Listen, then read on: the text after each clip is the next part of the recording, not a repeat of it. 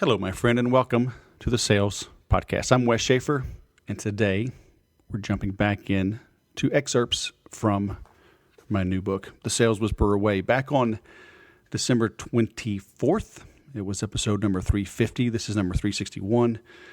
I read from chapter 1. It's more like an introduction, although it's not even an introduction. It's not even a foreword. It's just something I put first.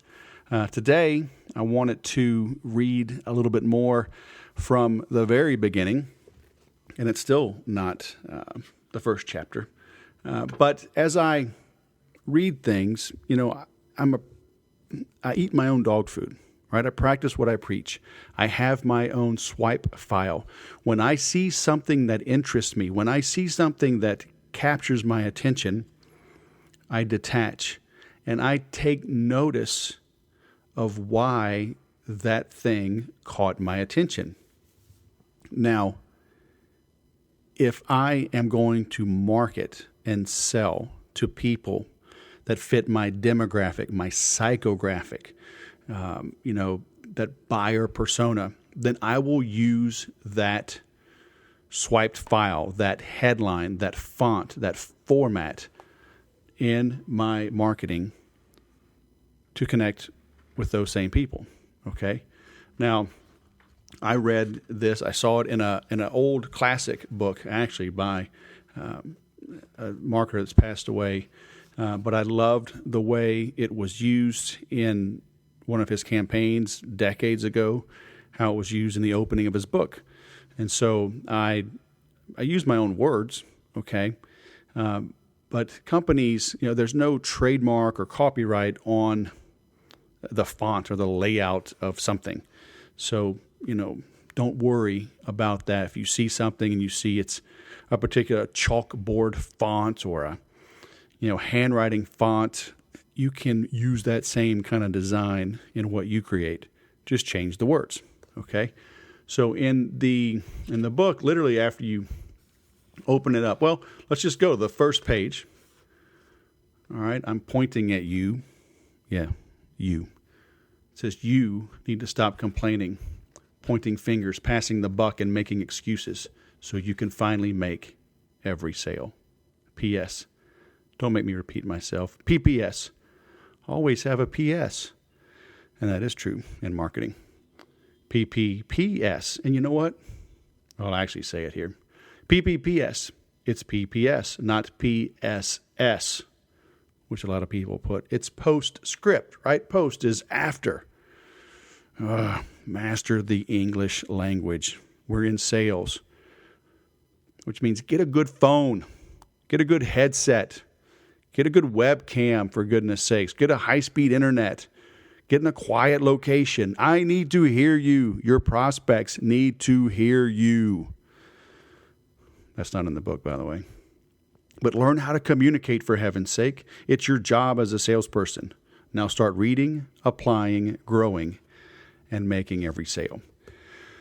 I'm actually looking at changing the name of the Make Every Sale program because I have learned you can be too smart, too creative, too cute for your own good. There's a double meaning behind Make Every Sale, but I think what happens is when people hear that, they think, oh, yeah, you're some guru, you got some program where I can literally make every sale I ever encounter.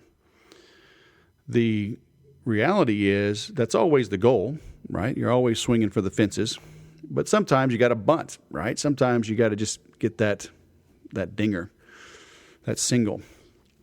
But the deeper reality is, behind Make Every Sale, is that the goal is that you understand that to make any sale, you must make every sale. There's a ton of little yeses you have to get to get the deal done. And professional salespeople understand, just like in golf, you hit through the golf ball. In baseball, you swing through the ball. You swing through contact. In martial arts, you strike through the opponent. Professional salespeople know that they sell through the contract signing, through the handing over of money. That's why I have the ABCDE system. The C is the close, the conversion, the cash, the client, the customer. Okay, you attract, you bond, you convert. Rookies think that's the end, but it's like getting married. Yes, the vows were exchanged, the rings were exchanged, there was a party. You're married. Does that mean it's over? Or is that when the work really begins? And in sales, right, it's just like getting married, okay? The vows have been exchanged. Everybody signed on the dotted line. But you know, if you've been in business more than a day, you know you can get an unhappy, dissatisfied client, and it's death dealing with that. So you sell through the close. That's the D. You deliver. You delight. Okay, you deliver a wow experience. Then you endear yourself to them. So you sell through that. So that's the deeper meaning behind Make Every Sale. But people are distracted. People are inebriated. They're overstimulated. They are just looking to be entertained, and they don't always take the time to see the deeper meaning. Okay? And you know what? Sometimes it can just be too cute and creative. So I recognize it. So I'm looking at going back to the old 30-day sales growth. I'm actually dusting off the membership site. All the info is just as accurate as it was on day one, and still using the content from Make Every Sale, the extra videos. So the 30-day sales growth is actually going to end up being about a 90-day sales growth. It'll be 3 30-day programs. You go through in sequence to make every sale. But also having that finality, that 30 days, it's bite-sized chunks that people can make time for and budget, So that's what I'm looking at. But hey, I digress. So as you open up the book, you turn the page, and it says, my motto. If you're looking for inspiration and are tired of the gurus and the closers, and you've got your chakra and your chi in alignment with your feng shui and your Tazo chai tea latte, and you have a few dollars to spare, and they have the book in stock, then that means it's available. Then this just might, maybe, be the book for you. And then a couple of asterisks. I know this isn't a motto that just rolls off the tongue, but it's how you probably, and your prospects most definitely, are thinking. And it's our job as sales professionals, and I should put sales and marketing professionals, to meet our prospects where they are. The second asterisk is if spending a few bucks on a book causes you angst and consternation, you really need this book. So buy it, read it, and engage in my free group at theimplementors.com. Go do that, all right? It's on Facebooky. You can ask questions. I'll answer them. It's where we can take this conversation a little deeper, all right? Back to the book. It's time you made some money, and learning how to sell the Sales Whisperer way is the best thing you can do for your wallet. And the third asterisk is, if you're not into reading and just want to get down to business, go to thesaleswhisperer.com/IPA and let's get to work. Listen, start making the sale early. You need a book. It can be a short book, it can be a long book, but you need a book. And in the book, you need to be selling right away. Okay? Because I'm the author, I can structure this the way that I want. And I have an early call to action. Okay, we're literally not even on the numbered pages. Well, I guess it is number 2 technically, because I didn't feel like formatting the Roman numerals in the beginning. So there's 2 calls to action there. Join theimplementors.com. It's free, right? And hit me up at thesaleswhisperer.com/IPA. It stands for Initial Process Assessment. It's where I'll spend time with you for a super nominal fee to analyze what's working in your business, in your marketing, in your head, to help you sell. All right? But I mean, we get right after it. And you need to as well, okay? Especially, you need to learn how to identify the buying style of your prospect. and speak to them. Conduct yourself in a manner that is conducive for them to buy. And when you're dealing with one of these hard-charging types, the high Ds, the drivers, they're goal-oriented, task-oriented, transactional to a degree. Cut to the chase. Give them some options, make a recommendation, then shut up and let them buy. Okay?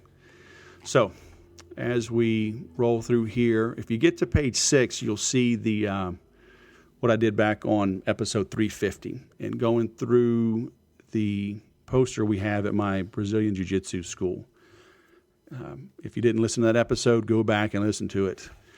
Better yet, buy the book, 79stories.info, 79stories.info. That comes to me. I will sign it. I include some little bonuses in the package, physical bonuses that I mail to you. So do yourself a favor, okay? 79stories.info. But I talk about that from page 2 going through page 10. So it's one of the longer stories in this, and I think it's one of the better ones. It's why it's in the beginning. I've done jiu-jitsu now for just over 2 years, and it'll change your life. Find you a dojo nearby and get after it. All right? So I get into acknowledgments and dedication and the contents. The foreword, I'll save that. I'll let you read that when you buy the book. But I'll give you the intro and then chapter 2, and we'll call it a day. All right? But the introduction, and if you've listened to the podcast for a while, you probably have heard my story trickled out through various interviews, but this is it in a nutshell. On September 1st, 2006, I was watching The Dog Whisperer and heard Cesar Millan's tagline, "I rehabilitate dogs and train their owners." I sat up in my chair and thought, that's what I do. Except I rehabilitate salespeople and train their managers. I remember the date because I immediately logged into GoDaddy and bought the domain name, thesaleswhisperer.com. Not 10 days later, I was contacted by someone to buy the name from me. I'm sure glad I said no. So, listening to that, talking again about a swipe file, detaching, being open to input from the universe, from God, from your guardian angel, whatever you want to call it. It does come to you if you're open and receptive. Okay, I had been really into what I call a professional sales training methodology for less than a year at this point. I had taken a 12-week teleclass back in early 2006. I was partnering with the developer, the deliverer of that content. I was his first licensee. And so I was brand new to this. I was still in corporate America at this time, all right? But I was laying the groundwork to make the transition. So when I heard Cesar Millan say that, it registered with me immediately. Okay, so input and inspiration, it's everywhere, but you got to be open to it. You got to be rested. You got to be sober. You got to be focusing. Okay, shut off the news. Shut off the social media. You don't need the drama. Just focus. Okay, and sometimes that focus means just closing your eyes or watching the sunset or sitting outside, in the backyard or going on a walk or playing with the kids, whatever. It can come in different ways, but this always on, always connected, always plugged in world is it's not doing you any favors. All right, but back to the book. At the time, I was about a year into building the foundation for the Sales Whisperer. I knew what I wanted it to be, and I knew I would get there, but I wasn't exactly sure how. That's what makes salespeople such a fundamental part of any economy. We have the faith, the courage, the optimism, the madness to leave our homes and venture into the unknown to make a sale so our company can keep its doors open, employees and vendors paid, and our families fed. Now I have the confidence and the time to jot a few ideas on paper. This started as a compilation of my newsletter/musings I call The Weekly Whisper. You can subscribe for free at weeklywhisper.com. But for now, enjoy this compilation of my best ideas as put forth between 2007 and 2018 in The Weekly Whisper. When you see concepts and ideas mentioned repeatedly, it means they are important, which is why I repeat them. Think of it as my way of stomping my foot at the front of the classroom and saying, this will be on the test of business success. Now go sell something. So, going back up to the top or in the middle there, we as salespeople, we know we're going to get it done. We don't always know how. And that's important in life as well. Sometimes we don't have the exact goal, but as long as you're going in the right direction, as long as you know you're going the way you need to be, then keep moving forward. I've talked about this on episodes before. Whether you're going in the wrong direction or the right direction, go fast. Okay, if it's the wrong direction, if it's a dead end, then you want to get to that dead end soon so you can turn around and mark that off your map so you know that door, that pathway, that intersection is dead. It's not an option. Sometimes we have too many options. Steve Jobs talked about it, the key to success, once you start having some success, is saying no, learning how to say no, because so many things are going to pop up. You should see my inbox. You should see the offers I get from people. It's ridiculous. It's just no. So go fast, okay? But take pride in being an entrepreneur. Take pride in being a professional salesperson. We are the straw that stirs the drink of business. And nothing happens, literally nothing happens until a sale is made. And selling is literally the first profession. Yeah, they say it's the other one, but you know what? She had to name a price. Now, it may have been an easy sale, okay, but the sale was made before the services were rendered. So selling really is the first profession. So let's look at chapter 1 now, which is, I guess, it's chapter 1 in traditional sense because it's after the table of contents. I consider it chapter 2, though. It's called Take a Leap of Faith. In the summer of 1997, I had it all. 2 degrees from 2 great colleges, no college debt, a wife that loved me, a newborn son, another son on the way, but we didn't know it yet. A 3-bedroom house on a golf course with a view of the bay. My house payment and bills were paid for. We had 100% medical coverage for my entire family for free. I lived 5 minutes from my office. We had every other Friday off. The golf club membership was $400 per year. My retirement pay was guaranteed. An annual raise was guaranteed. In September 1997, I left it all behind to move into a 2-bedroom upstairs apartment to a city where the only people I knew were my dad and stepmom, to take a commission sales job with a stipend that didn't cover my bills and decreased every month. Hello, turmoil, chaos, uncertainty, rejection, bottom of the totem pole, and the foundation of my future sales success. Leaving it all behind is not for everyone, but I knew if we got much more settled in to the Air Force officer career, it would be too hard to leave. Deep down, I knew I was a bit of a rebel. I wanted to be paid for my production and effort, not just for time on the job. It paid off, but it was not easy. It has been a bumpy road.